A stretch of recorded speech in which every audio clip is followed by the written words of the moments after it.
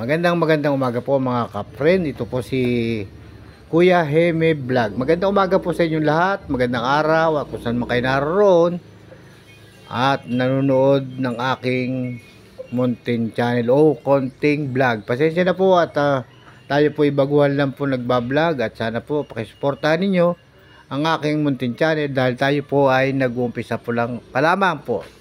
Magandang umaga po sa inyong lahat at tunghayan nyo po ang paglipad ng aking drone at magandang view sa taas na 300 meter high ang drone shot ng Mambulao o Jose Panganiban, Camarines Norte dito sa amin lugar.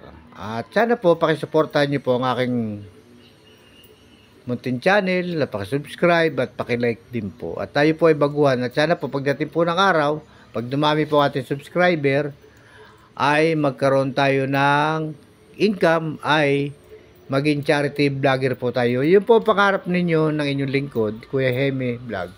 Kahit senior citizen na po tayo. Pangarap po din natin yung maging charity vlogger. Bye-bye po at mag-iingat po. Happy viewing po sa aking mountain channel. Tunghayan nyo po ang tanawin ng Jose Panganiban, Camarines Norte sa taas. Bye-bye po at mag-iingat po. God bless po. Go!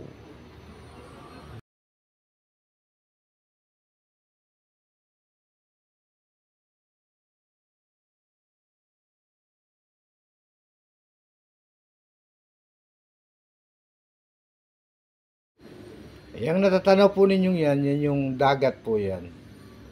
Yung diretso po yan ay papuntang simbahan, papuntang munisipyo. Yan po ang dagat ng Jose Panganiban, Camarines Norte dito sa taas. At ito naman po natatanaw ninyo ito ay ito po ang palibot ng Barangay Plaridel dito sa Jose Panganiban, Camarines Norte. Magkatabi lang po yan.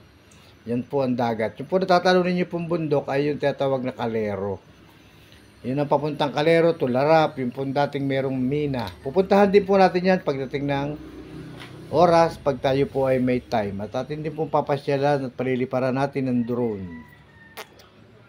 Pasensya na po at magalaw ang aking kuha kasi yung aking pong drone ay walang tinatawag na stabilizer. Shoutout po sa lahat at tunghayan po ninyo. Medyo malabo lang po na konti at hindi pa tayo nakakabili ng magandang drone. Kasi local po lang naman yan. Tayo po ay nagpa-practice lang magpalipad ng drone. Ingat po. Yan po ang drone. Ay, tanawin. Sa 300 meter high. Mataas po yan. Hindi ko natatakot lang ako papuntahin doon yung drone kasi baka hindi na bumalik. Sayang din yung pinambili natin. Sana po may magagamit po tayo. Ayan, yan po yung dagat.